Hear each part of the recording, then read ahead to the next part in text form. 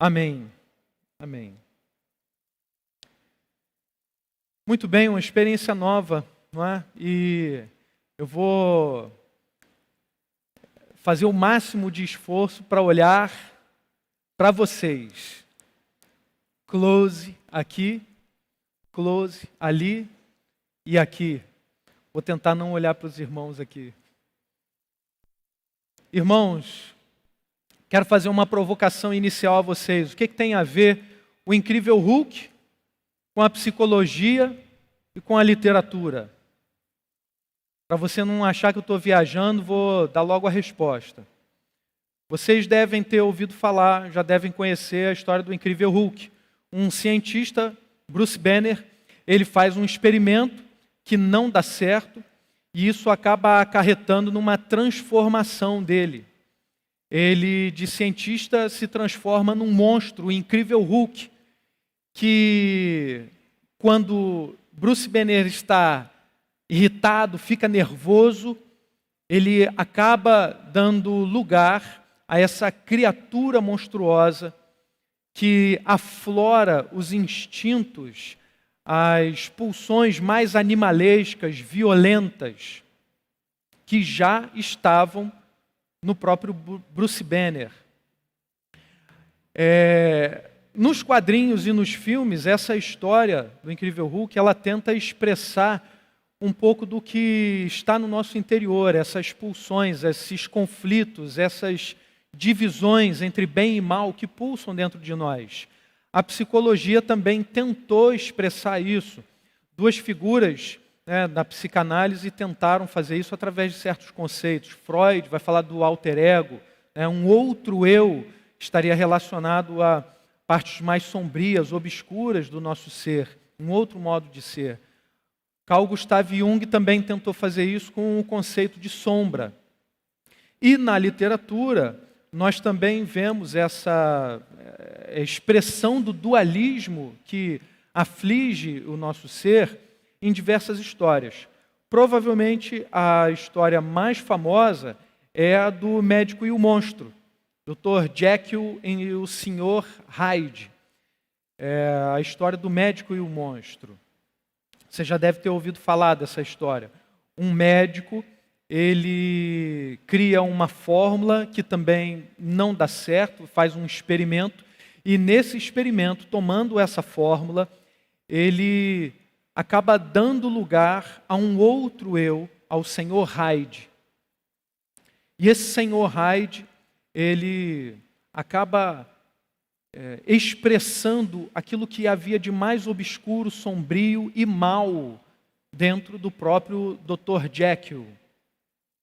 Essa história do Médico e do Monstro expressa ainda melhor do que a do Incrível Hulk essas pulsões que estão dentro de nós, esses conflitos entre o bem e o mal.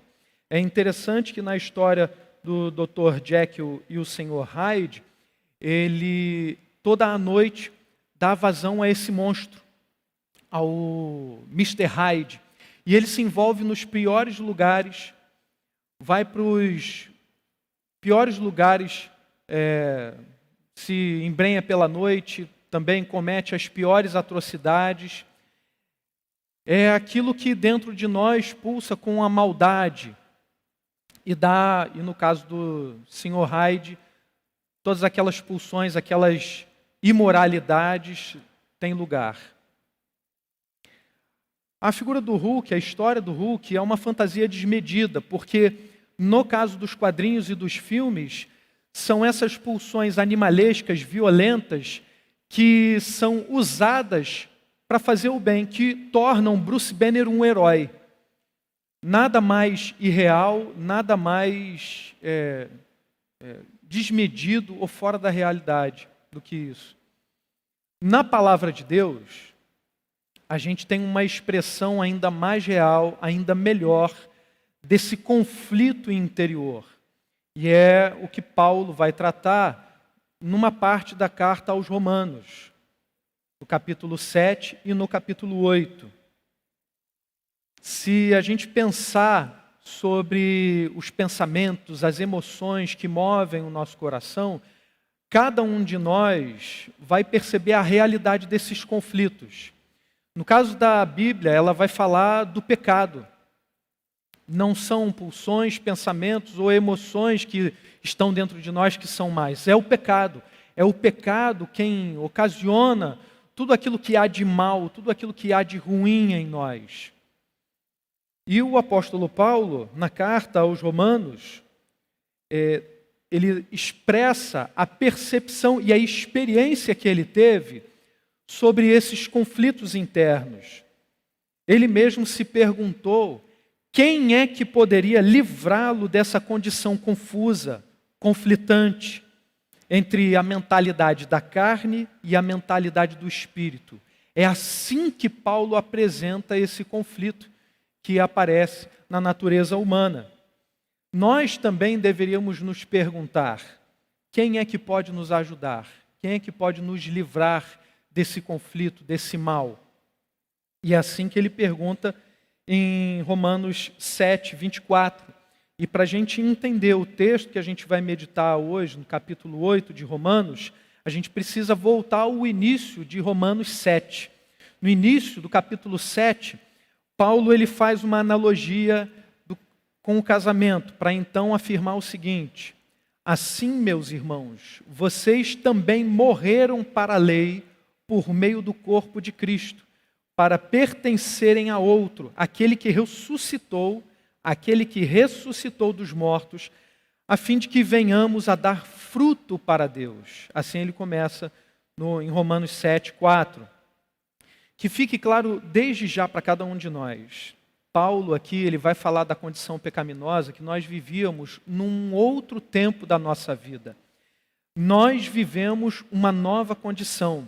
Então, desde já, isso tem que estar muito bem claro na sua cabeça, na sua mentalidade, que Paulo não está dizendo que nós, como cristãos, vivemos uma situação conflitante, vacilante, duvidosa entre bem e mal. Não, o Senhor Jesus já fez uma obra na nossa vida. E aí, em seguida, em Romanos 7, do verso 7 ao 25, Paulo discorre justamente sobre essa condição pecaminosa que a gente viveu em outro tempo, sem Cristo, afastados de Deus. Ele fala não apenas da morte que o pecado causou em nós, mas ele trata da dualidade em que vivíamos.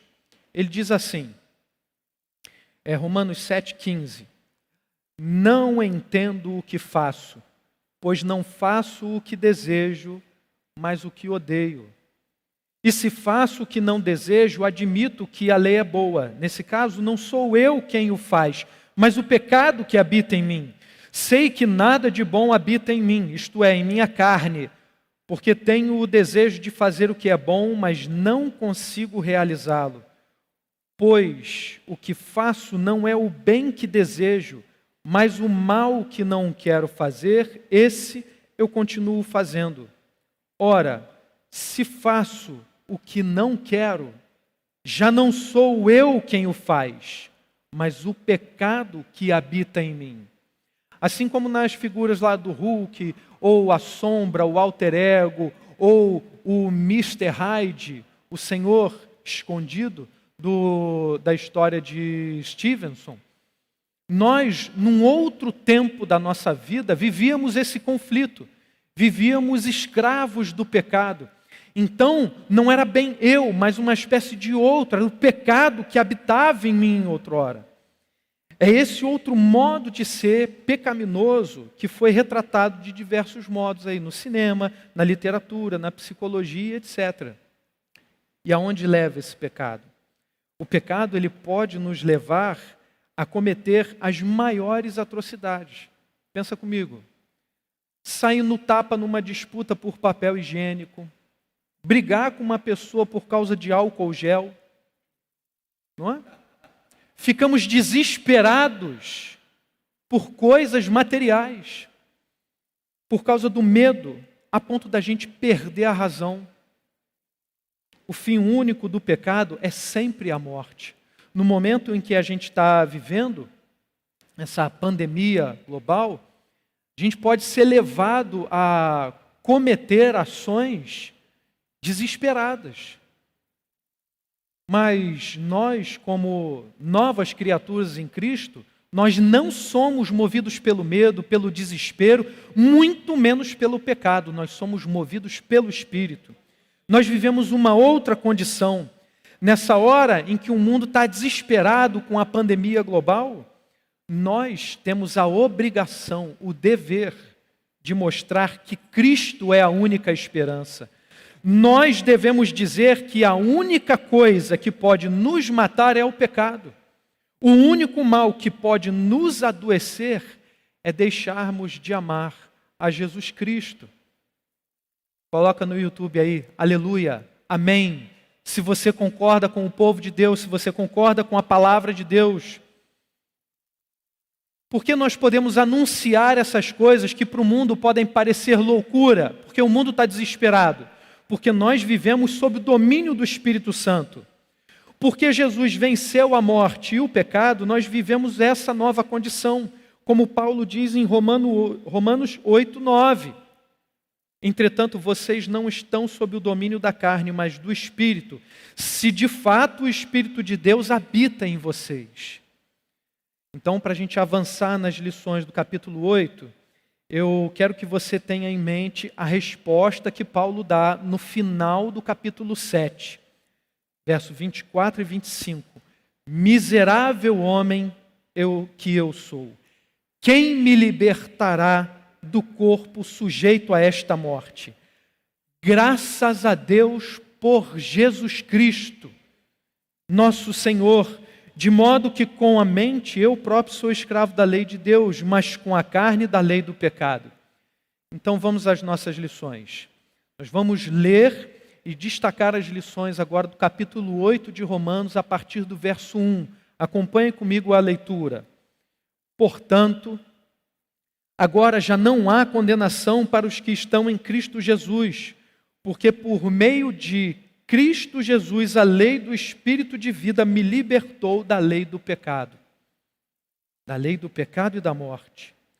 Porque aquilo que a lei fora incapaz de fazer, por estar enfraquecida pela carne, Deus o fez enviando o seu próprio Filho, à semelhança do homem pecador, como oferta pelo pecado. E assim condenou o pecado na carne, a fim de que as justas exigências da lei fossem plenamente satisfeitas em nós, que não vivemos segundo a carne, mas segundo o Espírito. Então, a primeira lição que eu quero destacar: nós fomos libertos por Jesus e por isso nós vivemos agora numa nova condição. Nós vivemos pelo Espírito, nós fomos libertos por Jesus. Por meio de Jesus nós estamos livres e é Ele quem nos possibilita viver de acordo com o Espírito Santo de Deus. A nova condição de vida que temos é obra de Jesus. Isso tem que ficar muito bem claro. Não é conquista nossa, mas é conquista de Jesus. A obra de libertação é de Jesus. A gente não faz um esforço para conquistá-la. Nós recebemos pela graça de Deus.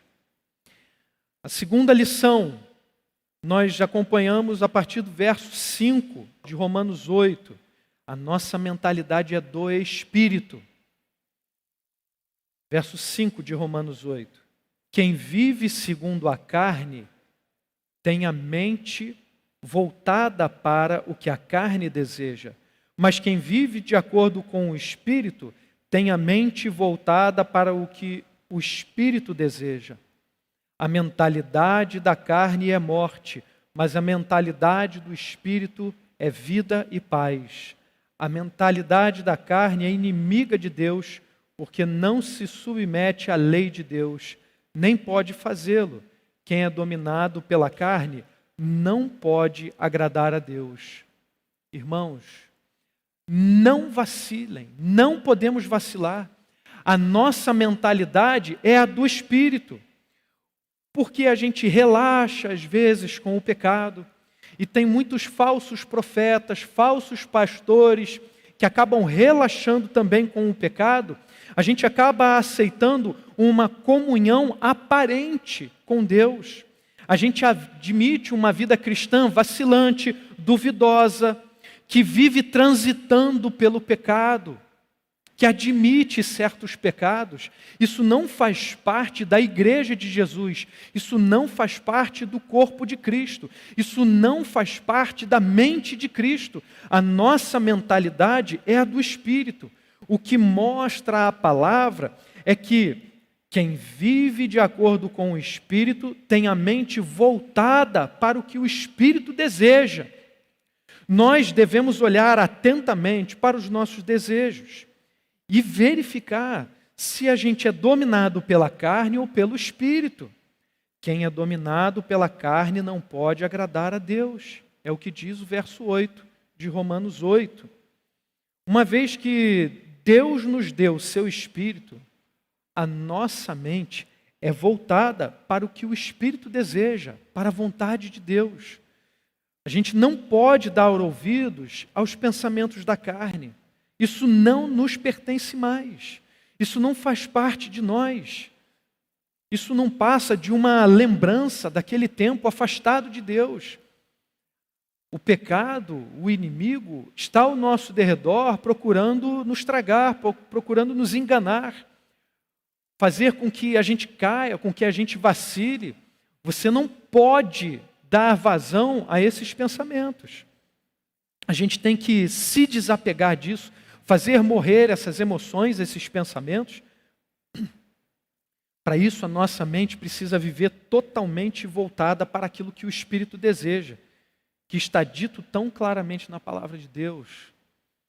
Essa é uma obra que o Senhor iniciou em nós. Isso não depende meramente do nosso esforço. É uma obra que Jesus já iniciou em nós. Então, não seja relaxado com os pensamentos e emoções carnais. Você não tem mais a mentalidade da carne. Nós vivemos em Cristo uma nova condição. Nós temos a mente de Cristo. Quem é que poderia sondar a mente de Deus? Ninguém. Mas nós, porém, temos a mente de Cristo. A igreja de Jesus vive essa nossa nova condição. Terceira lição, agora na sequência do verso, a partir do verso 9. Nós somos movidos pelo Espírito e nós vivemos pelo Espírito. Romanos 8, 9 diz assim: entretanto, vocês não estão sob o domínio da carne, mas do Espírito. Percebam? Entretanto, nós não vivemos mais aquela antiga condição pecaminosa, carnal. Vocês não vivem sob o domínio da carne, mas do Espírito. Se de fato o Espírito de Deus habita em vocês. E se alguém não tem o Espírito de Cristo, não pertence a Cristo. Mas se Cristo está em vocês, o corpo está morto por causa do pecado, mas o Espírito está vivo por causa da justiça.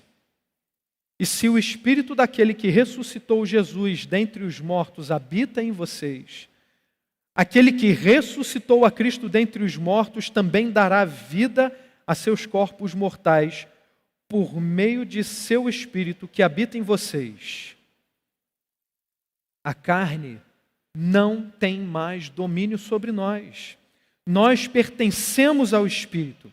É Ele quem nos move, é Ele quem nos faz viver, é Ele quem nos faz amar, nos faz pregar, nos faz orar, nos faz meditar. É o Espírito quem nos move a realizar todas essas coisas. Se de fato o Espírito de Deus habita em nós. Nós vivemos também pelo Espírito. O texto continua em Romanos 8, 12. Portanto, irmãos, estamos em dívida não para com a carne, para vivermos sujeitos a ela. Pois se vocês viverem de acordo com a carne, morrerão. Mas se pelo Espírito fizerem morrer os atos do corpo, viverão. Porque todos os que são guiados pelo Espírito de Deus são filhos de Deus. Pois vocês não receberam um espírito que os escravize para novamente temerem, mas receberam um espírito que os torna filhos por adoção, por meio do qual clamamos, Abba, Pai. Irmãos, aqueles que vivem segundo a carne estão produzindo a morte, estão produzindo o pecado, estão produzindo abismo, escuridão, condenação. Mas nós que vivemos pelo Espírito, vivemos uma outra condição. Nós produzimos vida através de Cristo Jesus. Por isso nós devemos fazer morrer todas as obras da carne. Isso já passou, é do velho homem, é da velha natureza. Nós vivemos pelo Espírito porque nós recebemos o Espírito. E aqui nesse trecho, Paulo nos diz algo maravilhoso, algo lindo. Ele nos diz que por recebermos esse Espírito, nós somos filhos de Deus. Nós somos tornados filhos de Deus. E aí a quarta lição é exatamente essa. Nós somos filhos de Deus. Romanos 8,16 continua nos dizendo o seguinte: o próprio Espírito testemunha ao nosso Espírito que somos filhos de Deus. Se somos filhos, então somos herdeiros, herdeiros de Deus e co-herdeiros com Cristo, se de fato participamos dos seus sofrimentos, para que também participemos da sua glória. Na condição de filhos, de herdeiros de Deus e co-herdeiros com Cristo, nós somos chamados a cuidar da herança do Senhor. Isto é, anunciar a boa nova do Evangelho, anunciar essa herança. Em qualquer fraqueza, nós podemos clamar: Pai, me ajude, Abba, Pai. Nesse momento de desespero, nesse momento em que a gente pensa em deixar o nosso coração ser movido por emoções ou por irracionalidades, emoções sem fundamento algum, a não ser o medo, nós, como igreja, como corpo de Cristo, nós precisamos nos voltar ao Senhor e juntos, como igreja, a gente tem total liberdade de chamar nosso Deus, o Senhor de todo o universo, chamá-lo de Pai. Pai, me ajude. Talvez você nem esteja preocupado com essa pandemia, com o coronavírus, mas talvez você esteja passando por um sofrimento ainda maior. Esteja sofrendo na carne, padecendo até mesmo com uma doença ainda pior. Mas tenha certeza de que você pode clamar ao nosso Pai e dizer: Pai, me ajude. E é isso que Paulo continua a dizer no texto de Romanos. É a quinta lição. A glória de Jesus é muito maior do que os nossos sofrimentos. Paulo diz assim em Romanos 8,18: considero que os nossos sofrimentos atuais não podem ser comparados com a glória que em nós será revelada. Então, irmãos, apegados ao Espírito Santo de Deus, com a mentalidade do Espírito, a gente tem que esquecer o nosso ego. Não há mais nem ego, nem alter ego. Não há um eu, nem um outro eu. Os sofrimentos que nós sofremos nessa vida, comparados à glória que em nós será revelada, são mínimos. São mínimos. Nós não nos guiamos por aquilo que vemos, mas nós tomamos a visão, a perspectiva da eternidade. E aí, não tem ego nem alter ego, nós saímos do centro. Jesus é o centro da nossa vida. É por isso que Paulo pode fazer uma afirmação que pode parecer para o mundo tão absurda: nossos sofrimentos atuais não podem ser comparados com a glória que em nós será revelada. Nós não somos o centro, Jesus é o centro. As nossas vontades, desejos e intenções não são o centro, o reino é o centro. Paulo tinha como centro da sua vida Jesus, e por isso ele não desanimava. Esse texto de Romanos encontra eco em 2 Coríntios 4, 16 a 18. Por isso não desanimamos, embora exteriormente estejamos a desgastar-nos, interiormente estamos sendo renovados dia após dia. Pois os nossos sofrimentos leves e momentâneos estão produzindo para nós uma glória eterna que pesa mais do que todos eles. Assim, fixamos os olhos não naquilo que se vê, mas no que não se vê. Pois o que se vê é transitório, mas o que não se vê é eterno. toda essa pandemia, tudo isso vai passar, todo esse sofrimento vai passar. Isso são coisas transitórias. A sua vida precisa ser movida pelo que é eterno. Nós vivemos como cristãos uma nova condição. Nós somos movidos pelo Espírito. Nunca desanimamos. E é por meio do Espírito de Deus que habita em nós que nós nos mantemos firmes na rocha.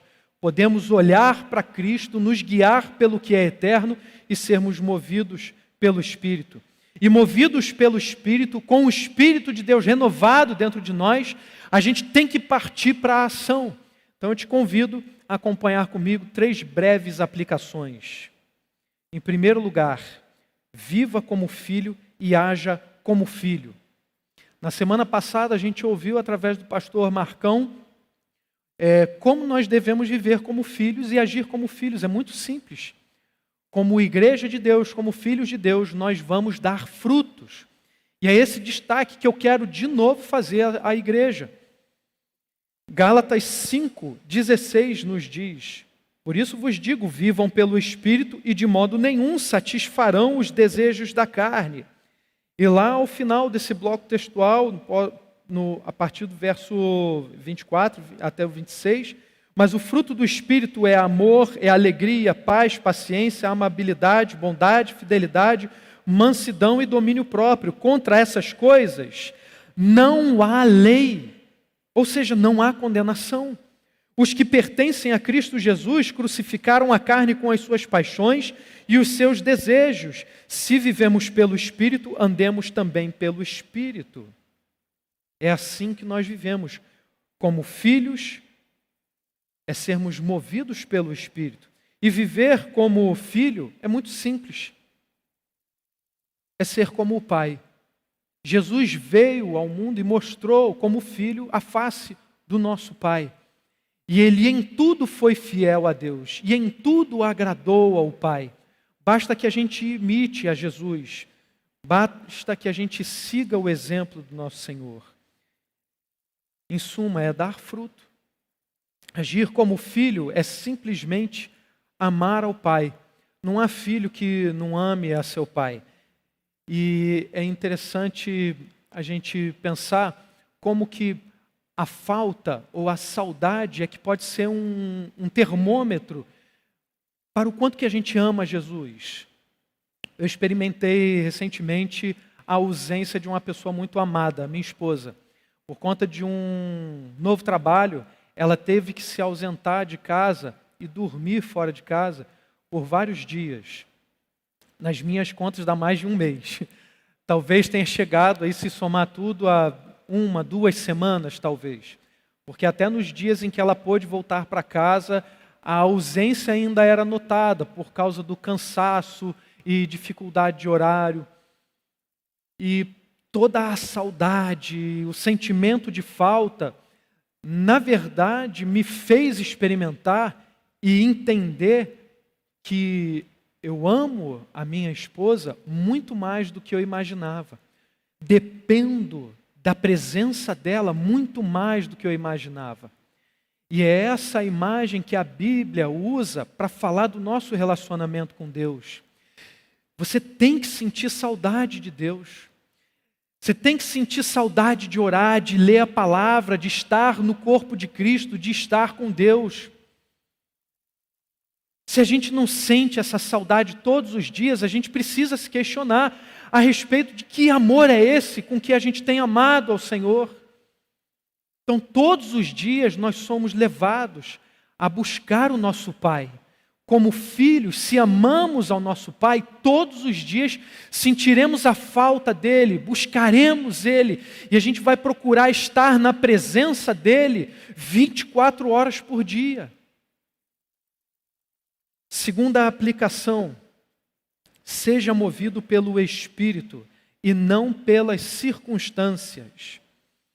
Texto de João 3:8, no Evangelho de João, capítulo 3, verso 8, nos diz: o vento sopra onde quer, você o escuta, mas não pode dizer de onde vem, nem para onde vai. Assim acontece com todos os nascidos do Espírito. Preste bem atenção. Ser movido pelo Espírito, viver na mentalidade do Espírito, não é viver de maneira confusa, mas sermos guiados pelo Espírito Santo de Deus, para onde o Espírito Santo nos mandar. Não é a gente viver de acordo com as circunstâncias que podem mudar, mas vivermos na permanência do Espírito Santo de Deus. Há uma ilustração interessante, já que essa pandemia veio do Oriente, veio da Ásia, veio da China, eu aproveito uma ilustração vinda do Oriente. Antigamente, era muito comum os sábios terem suas escolas e seus discípulos. E aí 2 escolas rivais, 2 mestres rivais, através dos seus discípulos, disputavam. E esses discípulos faziam perguntas que eram uma espécie de pegadinhas. Então um discípulo chegou ao discípulo de outro mestre e perguntou: aonde você pensa que vai? Não era uma pergunta qualquer, era uma pegadinha para ver que resposta de sabedoria aquele outro discípulo apresentaria.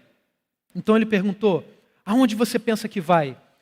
Então o discípulo respondeu: eu vou aonde os meus pés me levarem. Aí o outro ficou paralisado, não conseguiu apresentar uma outra contra-resposta. Aí correu, um tanto já assim irado, chateado, foi para o seu mestre e perguntou: mestre, eu fiquei paralisado, não consegui dar uma resposta à altura. Ele disse, eu perguntei: aonde você pensa que vai? Ele disse: aonde meus pés me levarem. Então o mestre calmamente disse: meu filho, pergunte a ele, refute-o perguntando: e se seus pés fossem cortados? Aí ele, empolgado com a resposta do mestre, ele procurou de novo no dia seguinte aquele discípulo e fez a mesma pergunta: aonde você pensa que vai?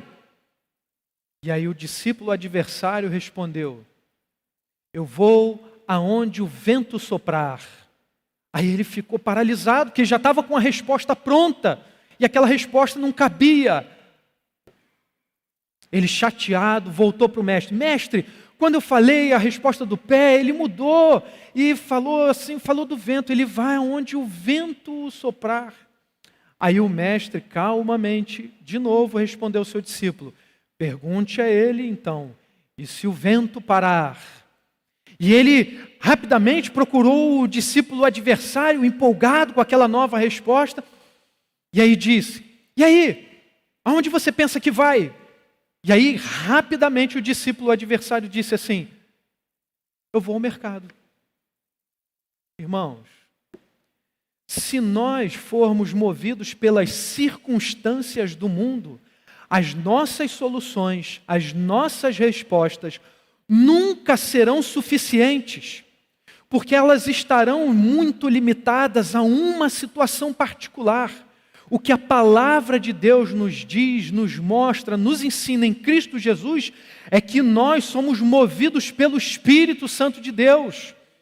Nós não mudamos de acordo com as circunstâncias, mas nós permanecemos na videira verdadeira. A nossa mentalidade, o nosso modo de pensar, de sentir, o nosso modo de ser, não muda de acordo com as modas do mundo. Nós vivemos movidos pelo Espírito. Então não são as circunstâncias que definem o nosso modo de ser, o nosso modo de agir, mas é o Espírito Santo de Deus. O vento sopra onde quer. Você o escuta, mas não sabe, mas não pode dizer de onde vem nem para onde vai. Assim acontece com todos os nascidos do Espírito. Nós somos movidos pelo Espírito Santo de Deus para irmos aonde Ele mandar. Terceira e última aplicação: deposite toda a sua esperança em Jesus. Deposite toda a sua esperança em Jesus. Texto de 1 Pedro 1,13 nos diz: portanto, estejam com a mente preparada, prontos para a ação, sejam sóbrios e coloquem toda a esperança na graça que lhes será dada quando Jesus Cristo for revelado. Será que você tem depositado toda a sua esperança em Cristo Jesus? Ou você tem depositado nas suas forças, na sua inteligência, na sua capacidade de compra? Será que você está depositando toda a sua esperança para combater esses males do mundo ou esse mal? Está depositando a sua esperança no álcool gel? No lavar as mãos? Está depositando a tua esperança no teu poder de compra? Deposite a sua esperança somente em Cristo Jesus. Esperançosos em Cristo Jesus, movidos pelo Espírito, aí sim a gente parte para a ação. A gente vai anunciar Jesus Cristo como a única esperança, cantando louvores, lendo e vivendo a palavra, lembrando-se da cruz, participando da igreja, cuidando da célula, zelando pelo discipulado. Fazendo isso, nós estaremos sempre com a mentalidade do Espírito. Irmãos, lembre-se do seguinte: o único mal que pode nos adoecer é deixarmos de amar a Jesus. Amém. Vamos orar. Senhor Deus bendito, nós te agradecemos, Senhor, porque diante de todas as dificuldades e desespero, medo que o mundo quer colocar no nosso coração, o Senhor nos move pelo Teu Espírito Santo a permanecermos firmes na rocha, a termos a mentalidade do Espírito, a sermos cheios do Teu Espírito e envolvidos pelo amor do Senhor nosso Pai. Todo medo foi lançado fora. Cristo já fez essa obra em nós. Então ajuda-nos, Senhor, como igreja, que a gente esteja movido pelo Espírito Santo de Deus, com toda a esperança em Cristo Jesus, anunciando, Pai, o único que pode nos curar de todos os males e o único que pode nos livrar da morte, que é Jesus Cristo. E nós te agradecemos, porque nós já fomos livres, fomos libertos dessa morte eterna. Em nome de Jesus, Pai. Amém. Amém.